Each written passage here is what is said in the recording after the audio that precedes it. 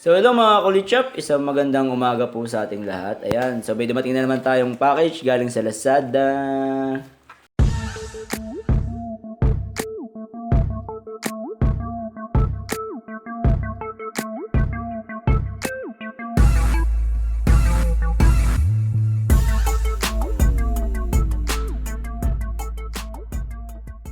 Alright, so alam niyo naman guys na nabenta na natin yung ating crosswind at ang ating Altis ngayon ang ginagamit natin. At alam niyo naman guys na pinagawa natin siya ng susi. Ayan, ito yung susi niya. Actually dalawa to, no? So pinasusian natin yung ating Altis dahil nawala po ng kapatid ko yung kanyang key fob remote na dalawa. Ayan, so sa mga nakasubaybay alam niyo na kung bakit nawala yung kanyang key fob.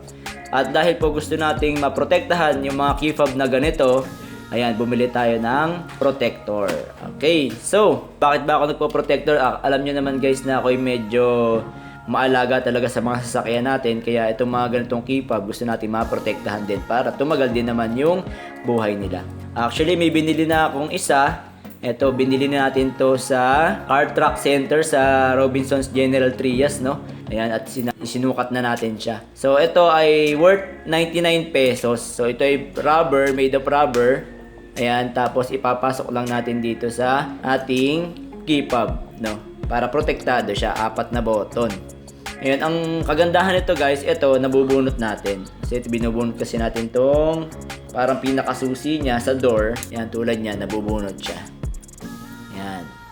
And then, buta siya dito.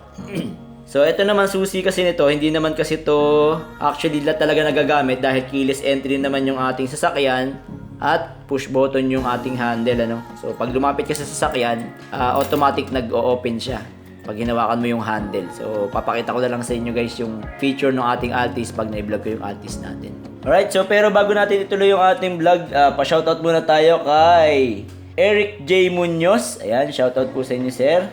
Kay Mark Anthony Tapia, kay El Manuel Sionco, Michael Domingo, ayan, so shoutout po sa inyo. Raymark et Cubanas, kay Kiko Agnawa, Charlie Stinson, kay Domingo Barha Jr., kay Marlon Humiwat, kay Juanjo, ayan, doon sa ating laging nakasubaybay sa ating Facebook page, kay David Burgos at MP Light. Ayan, maraming salamat po sa mga lagi nagko-comment, nag-react doon sa ating mga video sa Facebook at sa ating YouTube. Maraming salamat po dahil hanggang ngayon po ay nakasuporta kayo sa ating channel.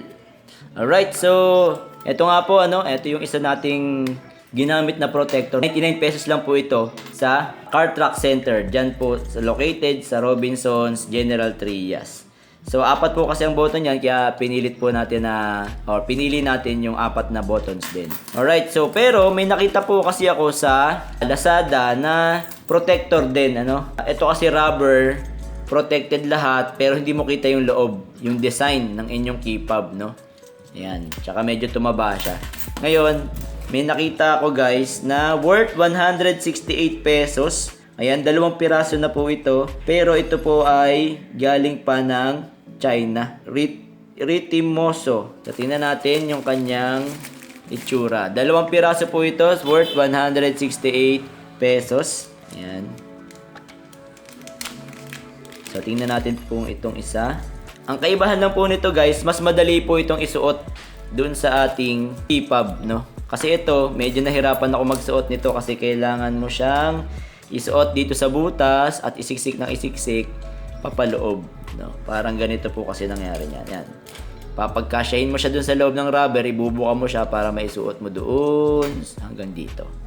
Yan. So, yun lang medyo hirap dito, no? Tsaka pagtatanggalin natin, ayun. So, sana gagawin ko, lulumain ko muna to bago natin gamitin itong mga nabili nating protector.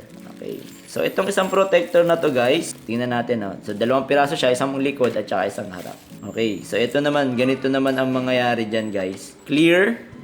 Ayan. Made of, para siyang rubber plastic din. Ang tawag nga nila ay TPU.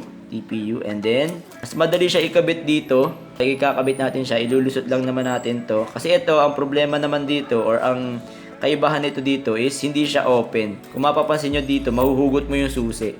Itong sa kabila, hindi. Maliit lang yung ano niya, slot niya. Kasi nga, hindi naman natin masyado nagagamit itong susi niya. Ang downside kasi nito, pagka nahaklit or nahila, hindi naman siya basta-basta matatanggal. Pero baka, in times na worn out na siya, yung lock niya, pagka hindi natin napansin, hindi nag-lock, mahugot yung susi, malalaglag yung ating key fob. Okay?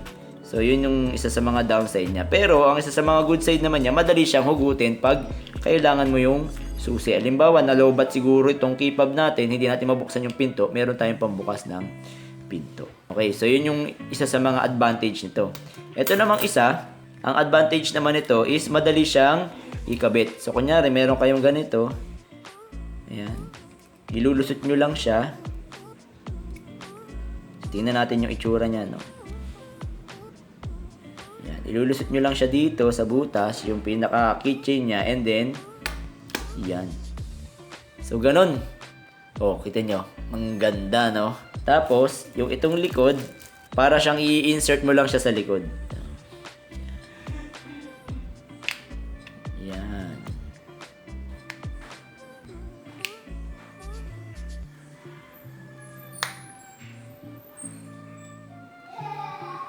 Parang ipinipress lang natin siya.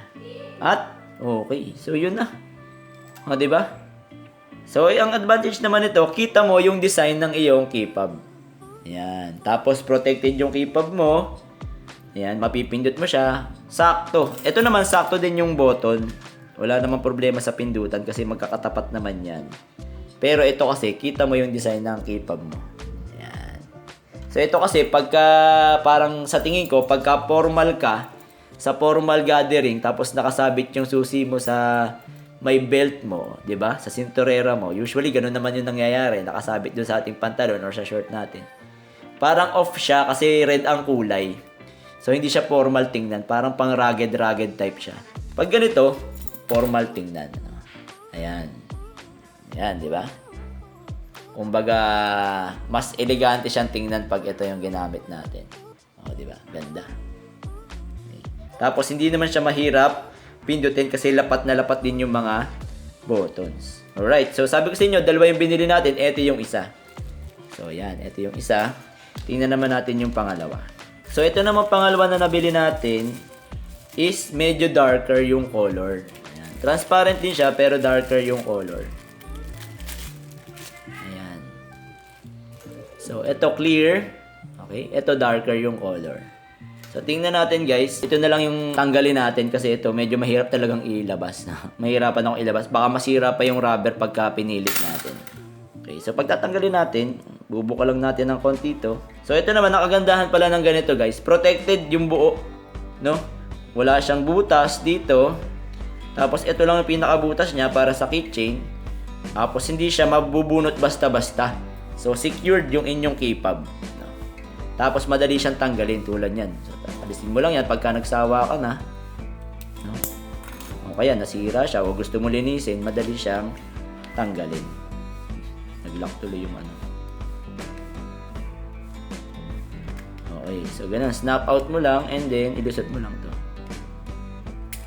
Yun. So ganun siya kadali. And then ito naman, try natin. So same procedure. Susuot mo lang dito. Tama mo lang dun sa butas. Ayan. Kasi hindi mo nga siya mabubunot yung key. No, hindi mo siya mabubunot. Kaya hindi mo siya pwede isulok-sok lang dito. Kaya dapat ilusot mo siya from the inside. So, hindi naman mahirap yan. Kung magaling kayong mag-shoot, eh, kayang-kaya nyo yan. Snap in and then slide in. Ayan. So, ito naman ang kinalabasan ng isa. Okay? Tulad nitong isa. Ayan. Snap din natin. Pasok lang natin na ganyan. So, made of ano to?